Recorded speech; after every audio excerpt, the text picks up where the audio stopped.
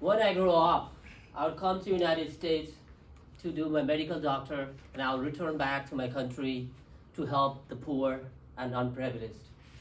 That were the words that I wrote in a letter to my dad, who was in the United States when I was in 6th grade. Mr. Toastmaster, fellow Toastmasters, and guests.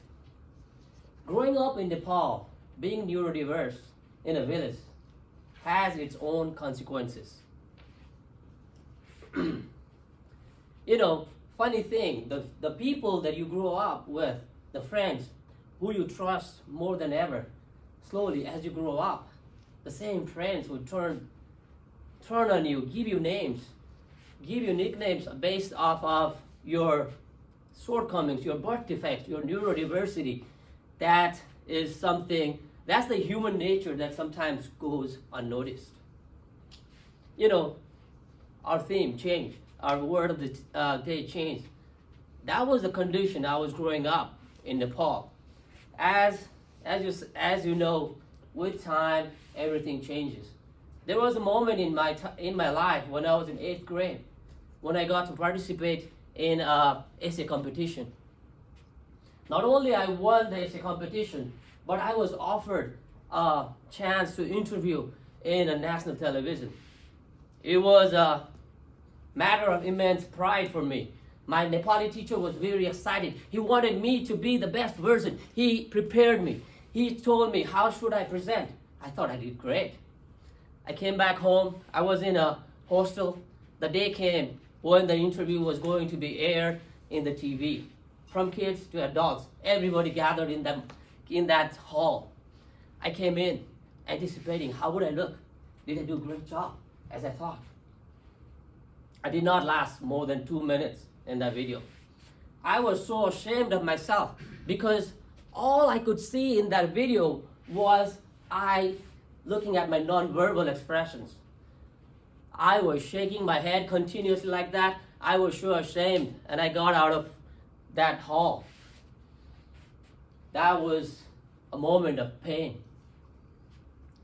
Slowly, as things changed, I got mature. I finished my school leaving certificate, and there was a time when I had to choose whether I want to be a doctor or an engineer in my high school. I chose physics because I thought I would be an engineer.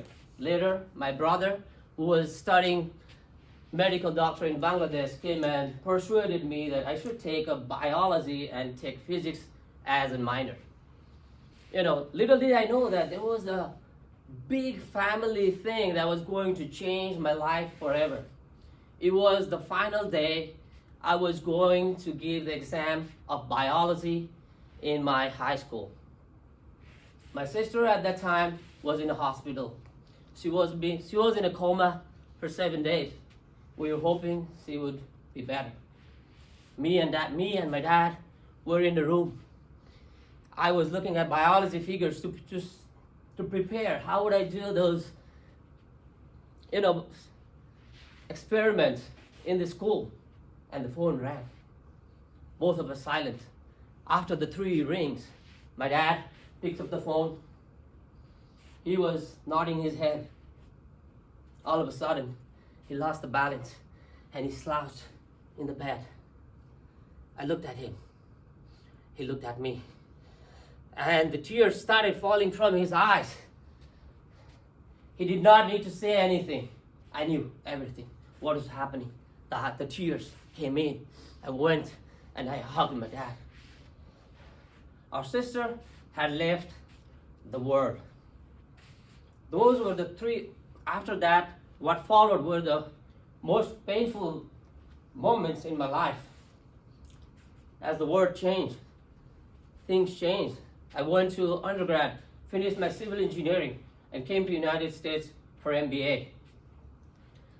After 9 months, I left MBA because I was offered an assistantship to go to pursue PhD in civil engineering in Alabama.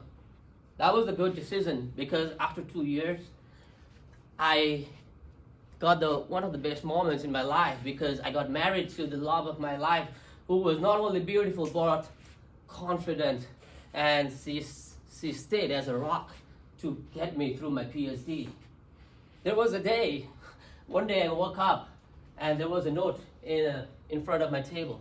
My wife said, if you do not finish this paper in 2 weeks, I'm going to give you a divorce. So she was that kind of rock. Now as I think back, it's kind of funny, right?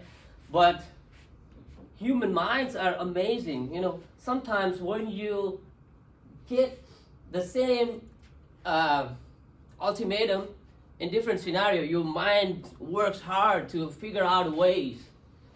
I finished my PhD, went to Seattle, worked in a company for a few years, and then the best day of my life came.